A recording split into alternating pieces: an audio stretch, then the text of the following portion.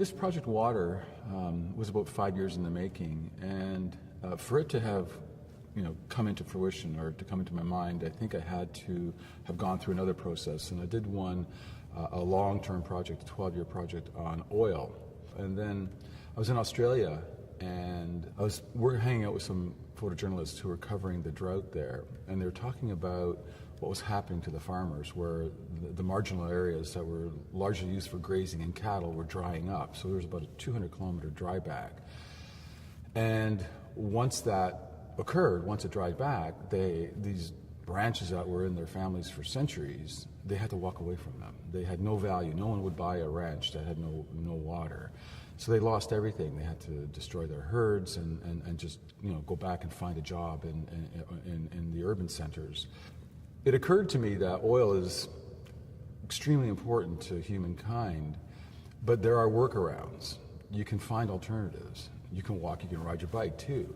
Or you can find electrical current to go and to drive your car. There are other ways to work around that problem. But with water, if there's no water, there is no alternative. We can all understand landscapes. It's almost a universal language, and it doesn't need translation. And so it's in that kind of understanding of landscape, and every human that has walked the planet has some relationship because we live within landscapes. And so I'm trying to unpack that language of those landscapes in a way that we can begin to interpret our world and who we are, our relationship to nature and our relationship to the planet. Oftentimes people look at my images and say, oh, isn't this like a disaster? And I'm not a disaster photographer.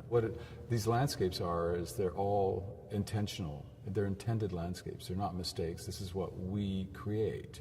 And that there's this world that is out there that we're creating that often we're oblivious to.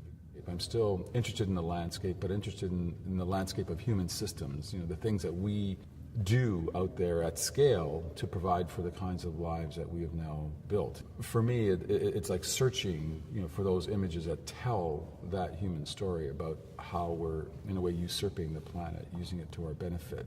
For me, the image tells me where to go. I'm after the image. I just push myself to the spot where it says, aha, that's now telling that story. Farming has to be told, the pivot irrigation farming has to be told from 10,000 feet.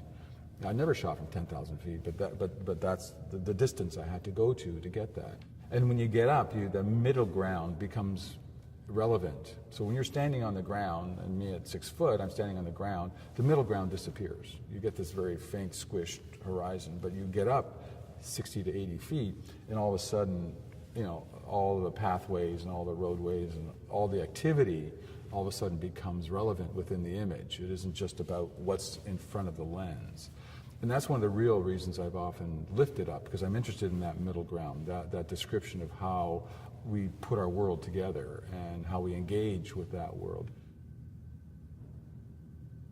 So we are at a point where, as a species, we are changing the planet. And I think the sooner we begin to learn and understand that and begin to respond to that in our behaviors and our ways we think about the world, then the sooner we do that, the better off we are.